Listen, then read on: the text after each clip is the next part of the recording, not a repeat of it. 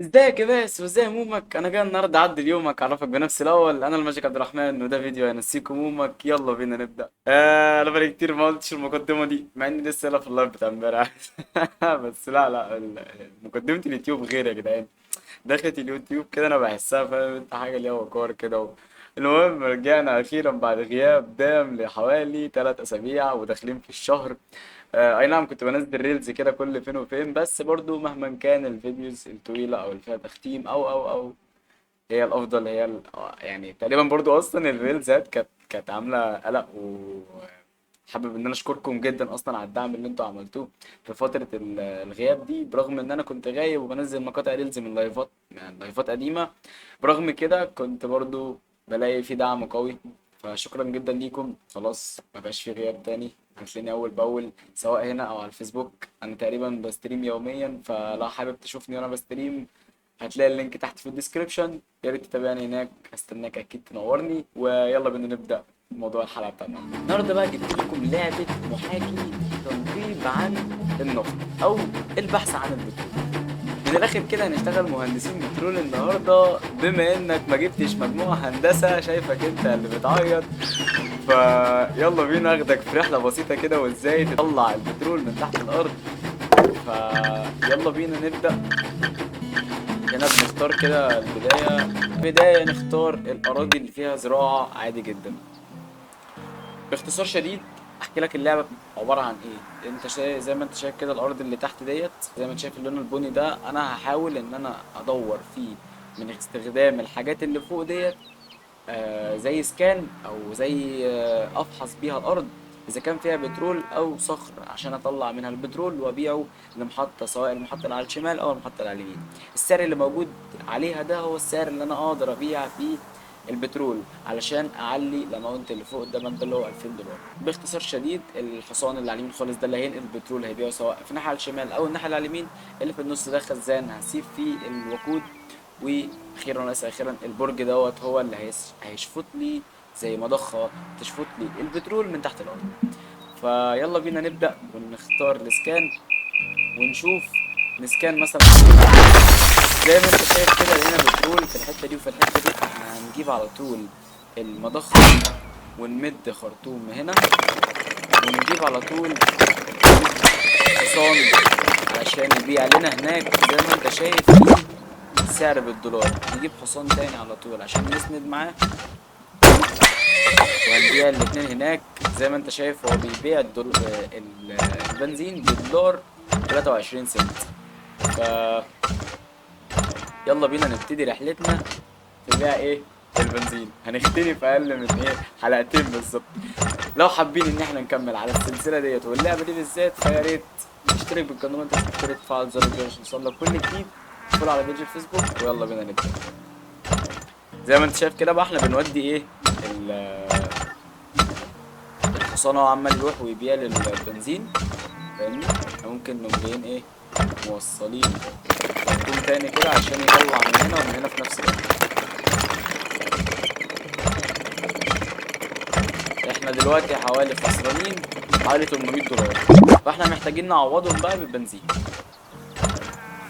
فلو كمان ممكن لا ممكن نعمل اسكان لواحدة تانية، ولا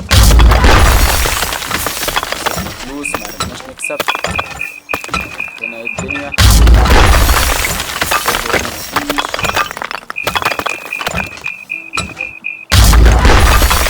برضه هنا مفيش.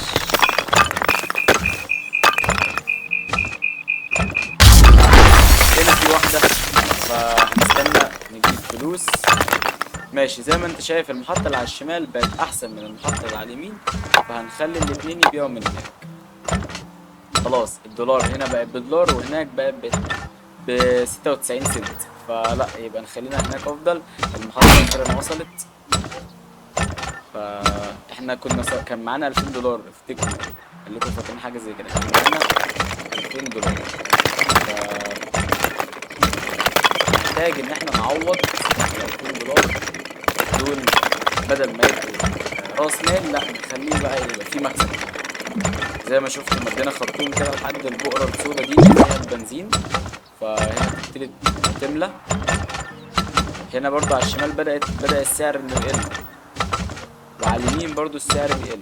فاحنا ممكن نوقف بيع اصلا، لو حابين نوقف بيع ممكن نوقف بيع فعلا بما ان السعر قل، ونجيب خزان نحط فيه البنزين. كبرنا الخزان علشان نملى بنزين براحتنا لحد ما السعر سواء في المحطة ديت أو المحطة ديت يعلى شوية علشان نجيب فلوس أكتر. ممكن نسرع من هنا الوقت زي ما انت شايف كده، ممكن نسرع شوية الحركة.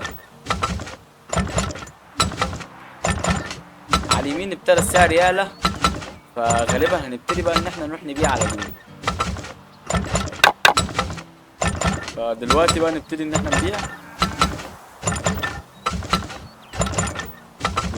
نبيع على اليمين دلوقتي. بدأنا زي ما انتم شايفين فوق كده، بدأنا السعر بدأ ان هو يزيد، بدأنا نرجع فلوسنا واحدة واحدة. في بنزين هنا وقع. البنزين بقى اللي بيقع ده بياخد ايه؟ ان مفيش حصان بياخد نفط منه. غالبا هنحتاج سنة تانية. يلا يا رجالة شدوا حيلكوا يا رجالة، مش عايزين ولا نقطة بنزين تضيع مننا. يلا يا حصان منك ليه. سعر الدولار ثابت على سعر بيع البنزين على 93 زي ما انتوا شايفين فوق. بعنا ب4200 دولار، فاحنا كسبانين كده لحد دلوقتي حوالي 4000 دولار، حوالي 2300 دولار. يخرب بيت الضحك. ما انا عرفت ليه ما دخلتش هندسه، ما الرياضه واضح ان انا ايه يعني كنت شاطر فيها، انت فاهم. زي ما انت شايف عمالين نبيع بازيد والسعر فوق عمال يزيد. ف وهنا الايام عماله تعدي. بيقول لك بقى ان اللاند ليز هتخلص في 31 ديسمبر. احنا لسه في سبتمبر اللي هو شهر 9، وهي هتخلص في 31/12. فاحنا لسه معانا حوالي 9 10 لسه معانا حوالي 3 شهور تقريبا. ممكن بقى نبتدي نفول تانك. بما اننا فولنا التانك نحتاج ان احنا نبيع بنزين. بقينا في شهر 10، ناقص لنا شهرين والارض الايجار بتاع الارض يخلص او الارض عامه تخلص. يعين بمبلغ كويس قربنا نجيب ال10000 دولار، واحنا بادئين ب2000 دولار بس. يا جدعان موضوع الربح ده بيكسب. دي من الناحيه التانيه نبيع. لو عايزين ناخد من الخزان كده يا رجاله، خدوا من الخزان ايوه كده. خلاص كلها 10 ايام، الوقت بيطير، خزنت منه كتير، وكان في بؤرة تانية هنا وبؤرة تانية هنا وبؤرة تانية هنا. خلاص اليوم زي ما انت شايف فوق على الشمال كده بقى ناقص لك خلاص اللي هو فاينل مانث، اخر شهر دوت، وخلاص كمان اخر يوم. فاحنا عمالين يعني هو غالبا خلاص كده بالظبط. زي ما انت شايف الارباح حوالي 15000، او احنا جانينا 15000 دولار 139 دولار. 15139 دولار ده اللي احنا حصلنا عليهم. طيب احنا صرفنا كام؟ السبندنج بتاعنا صرفنا 3944 دولار. ف يعني حوالي وخسرنا حوالي 1252 دولار. فأصبح الربح الصافي بتاعنا 9950 دولار. أنا عايز أبقى مهندس بترول يا جدعان، يخرب بيت الجمال. هنا بقى احنا هنختار شخصية، ونختار إن أنا هلعب بإيه الشخصية ديت. هنا بقى يا جدعان دي يعني كل اللي فات ده كان بس ايه مجرد مقدمة للعبة. هنا بقى هنيجي اخترنا الشخصية اللي احنا اخترناها ديت، وهنيجي هنا لبداية اللعبة وهي اصلا ستوري. ف let's go to work click on مش عارف زي البتنجان. ماشي يلا بينا ندوس. هنا عايز يعلمنا وانا قلت لكم كل حاجة ماشية ازاي. هنا بقى زي ما انت شايف كده فوق على الشمال خلاص طلعنا. فوق على الشمال دي اراضي احنا ممكن نختارها. الاراضي دي هي اللي هنبتدي نلعب عليها. يعني كلنا واخدين بادئين ب20000 دولار زي منافسين لينا. خدت ال20000 دولار وليتس جو، خدت من ال20000 دولار 2000 دولار واخترت انا الارض ديت. هبتدي ايه العب عليها. فهنا زي ما انت شايف كنا في الاول بادئين ثواني عشان ما تجريش، كنا الاول بادئين بكذا حاجه نعمل بيها سكان دي عشان اللعبه سنجل بلاير. فهنا دلوقتي بقى للستوري، يعني نبتدي واحده واحده نطلع الحاجات اللي كانت معانا. فده سكان بيعمل لنا سكان كده لو ايه في حته فيها نفط ولا حاجه. ننزل كام واحد كده هنا عند الراجل دوت شاور اهوت، فهنحط بتاع عنده وهنمد لقدام سنة. احنا بنمد بالحظ لان هو قال لنا بس مجرد ان الحته اللي فيها ديت هي اللي فيها ايه بنزين. لحد دلوقتي مفيش اي حاجه، عمالين نمد في الخرطوم. والله حرام شكله سوحني. خلاص عرفت ان انا اوصل لها بعد معاناه. صرفنا حبه حلوين، تقريبا خلصت كل الفلوس اللي معايا. ال 2000 دولار يعني، شفت انا كنت موفر كام في الاول؟ ال 2000 دولار صرفت منهم 1200 عشان مجرد بس ان انا اطلع ببقره واحده بس.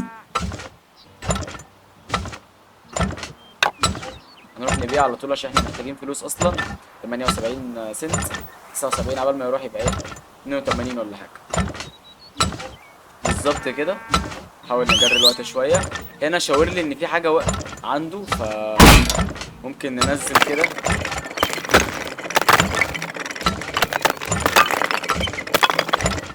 مفيش حاجه.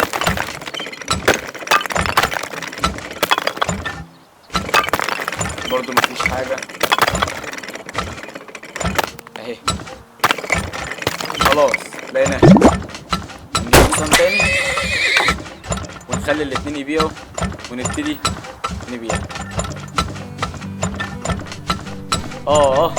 هنا كنتش اعرف ان اخر شهر لينا هو يبقى شهر 3، فانا ناقص لي حوالي 15 يوم والشهر يخلص وخسران. انا مش كسبان، لو تلاحظوا فوق انا عامل 800 دولار وانا كنت بادئ ب 2000 دولار. وده بسبب ايه؟ كل الحاجات المواسير اللي احنا ركبناها دي. فاحنا لازم نعوض يا رجاله.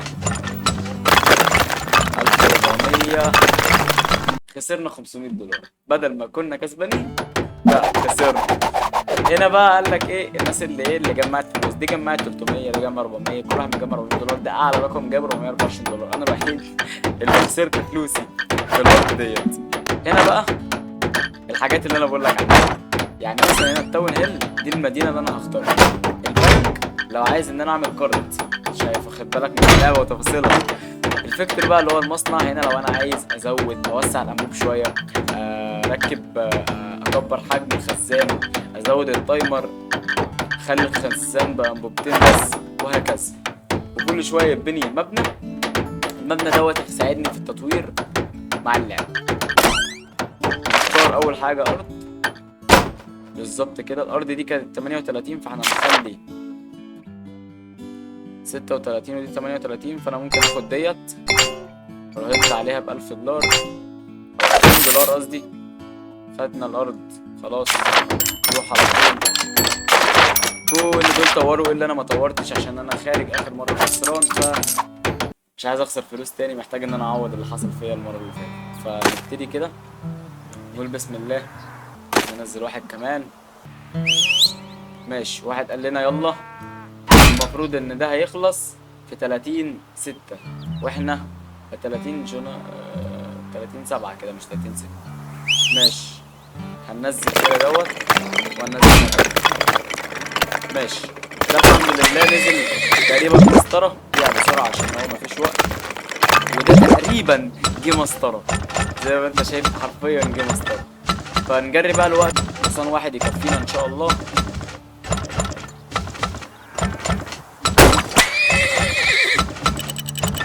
نخلي الاتنين يبيعوا في ناحيه واحده، لا نبيع بقى في الناحيه دي عشان الناحيه دي اكتر.